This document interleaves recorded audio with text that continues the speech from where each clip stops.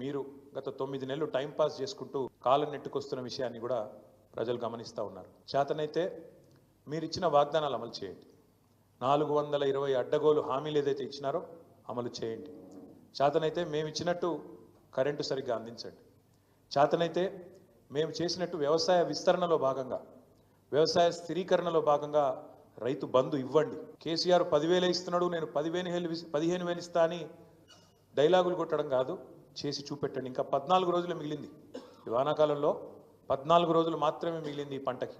మరి ఇప్పటికైనా చేతనైతే దమ్ముంటే రైతు భరోసా అయ్యి ఇచ్చిన మాట నిలుపుకో. 15,000 రూపాయల చొప్పున ప్రతి ఎకరానికి ఇస్తా అని చెప్పినావు, ఇచ్చి చూపెట్టు. చేతనైతే మా ఆడబిడ్డలకు ఇచ్చిన హామీ 2,500 రూపాయలు నెలకి ఇస్తానన్నావు, ఇచ్చి చూపెట్టు. చేతనైతే మా పెద్ద మనుషులకు హామీ ఇచ్చినావు, 2,000 పెన్షన్ కాదు 4,000 ఇస్తా. కేసీఆర్ అవ్వకో తాతకో ఇస్తున్నాడు, నేను ఇద్దరికి ఇస్తా. ప్రభుత్వ ఉద్యోగుల తల్లిదండ్రులకు కూడా ఇస్తా పెన్షన్ అని చెప్పినావు కదా, చేతనైతే చేసి చూపెట్టు.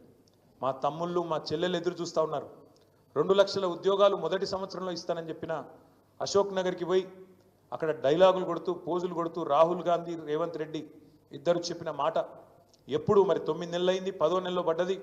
సంవత్సరం లోపల 2 లక్షల ఉద్యోగాలు అన్నారు, ఇప్పటి వరకు ఒక్క ఉద్యోగం ఇవ్వలేదు అని ఎదురు చూస్తున్న మా తమ్ముళ్లకు మా చెల్లెలకు చేతనైతే నోటిఫికేషన్లు ఇచ్చి పరిపాలనలో నీ సత్తా అయిందో చూపెట్టు. హైదరాబాద్ అతలాకుతలం అవుతున్నది.